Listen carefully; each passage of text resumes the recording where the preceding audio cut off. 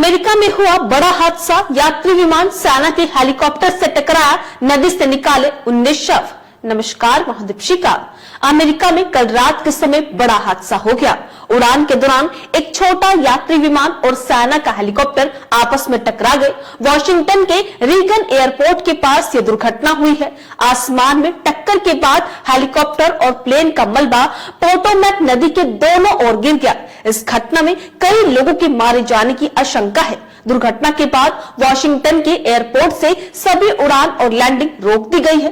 तस्वीरों में साफ देखा जा सकता है कि रात के समय आसमान में एक हेलीकॉप्टर उड़ रहा था।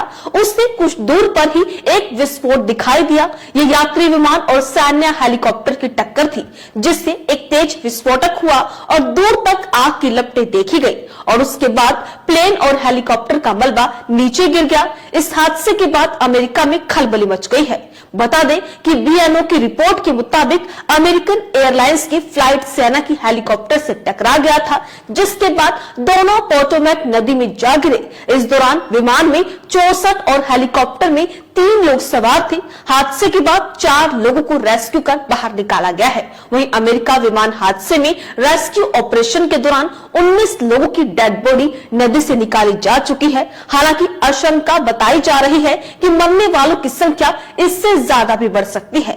वहीं व्हाइट हाउस की प्रवक्ता ने बताया कि राष्ट्रपति डोनाल्ड ट्रंप को हादसे के बारे में जानकारी दी गई है। वहीं इस हादसे पर डोनाल्ड ट्रंप ने दुख भी जताया है।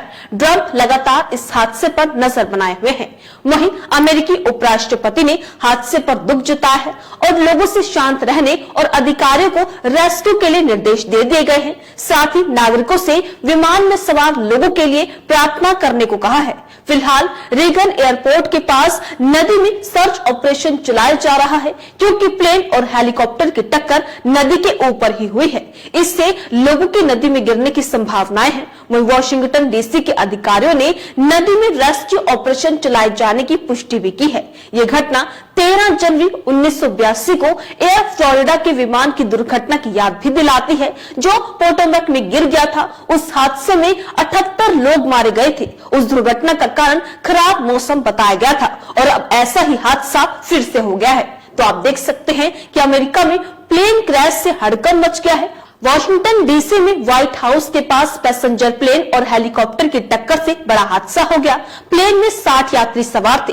वहीं डोनाल्ड ट्रंप ने इस हादसे पर दुख जताया है। फिलहाल रेस्क्यू ऑपरेशन जारी है और मरने वालों की संख्या में बढ़ोतरी की आशंका भी जताई जा रही है।